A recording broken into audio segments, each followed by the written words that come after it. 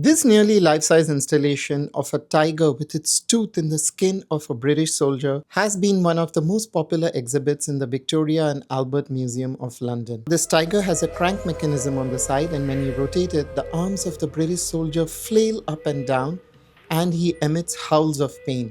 Even more surreally, this tiger has a flap on the side, and when you open the flap, it reveals an organ on which you can play soothing notes of music. Now, the British found this tiger when they raided Tipu Sultan's palace in 1799, and they found it in his music room, or the Rag Mahal. The aide de camp to the Governor General at the time wrote that this tiger is an example of the monstrous cruelty and the barbaric hatred that Tipu Sultan had towards the British. And he gave the example of this young British boy who had suffered a terrible death in India, and he said that this death made Tipu Sultan so happy that he was inspired to make this tiger. This is really important because the British might have left, but the narrative of Tipu being a cruel, barbaric despot has persisted. Even today, when the government of Karnataka wants to hold a rally celebrating Tipu Sultan as a freedom fighter, the right-wing Hindutva group says, no, no, no, this guy was a despot and he was a cruel, cruel man.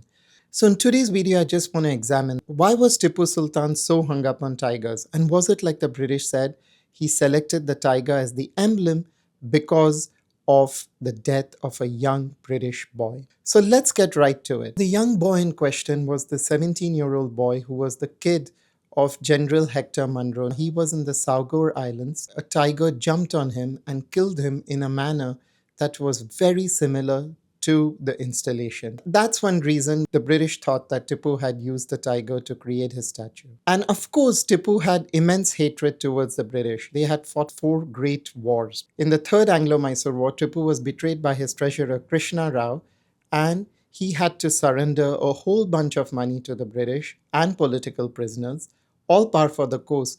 But the British made him give up 2 of his sons.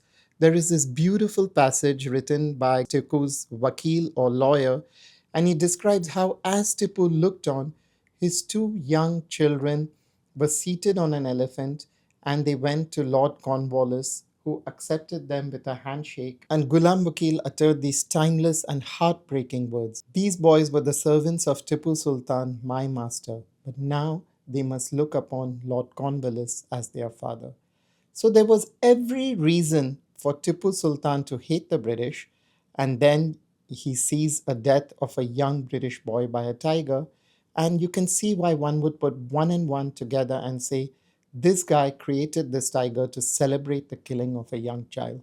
But not so fast. Let's read this beautiful academic paper by Kate Brittlebank on Tipu's tiger obsession and understand really why he chose the tiger. Now, Tipu was a devout Muslim, and if he was a cruel despot, a bigot, he would have gone with the lion as a symbol. The lion was closely associated with Hyder, which is the name of his father, Hyder Ali. And the lion is also a very auspicious animal to Muslims because it's closely associated with Asadullah, a close companion of the Prophet, peace be upon him. And yet, Tipu went with the tiger. Why? Because Tipu was a ruler of Mysore. Now, the people of Mysore were both Hindu and Muslim. For the Muslims in his region, sure, the lion was a holy animal, but for the Hindus in his region, it was the tiger that was divine. The name Mysore is derived from Mahasura. This is the demon that the great goddess Durga had slayed while seated on a tiger. And the tiger is also associated with the immense, creative, dynamic energies of Parvati and Kali. So since the time of the Cholas, the people of that region had worshipped the tiger, and it had become a part of their consciousness. For the Sufi saints, they have this power called the barakat, which is the divine power that God speaks to them and then they convey it to the people.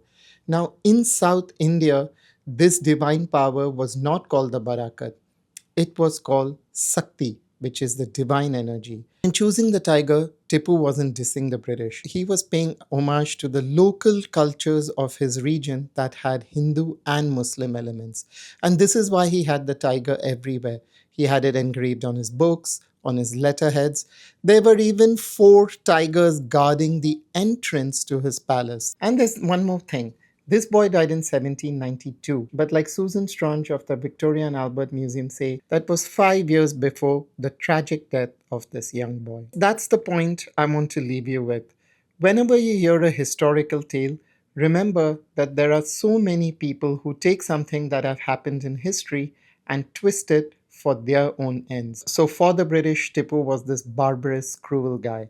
And they even extended the argument further to say he actively oppressed minorities. But for Tipu, he didn't just love tigers. He loved tigers. Just how much did Tipu love tigers? A few days before his death, the French, who were Tipu's allies in India, wrote him a letter saying, "Hey, we have word that the British are going to storm your palace. Your life is in danger. You should get out." And Tipu said, "I'm going to stay and fight on. It's better to be a tiger for one day than to be a sheep for 1,000 years." With that, we come to the end of this episode. I like to make videos on Indian mythology, history, and Buddhism. If that's the kind of thing you enjoy, please consider subscribing for this channel. Have a great week and enjoy the next 7 days that lie ahead. Bye.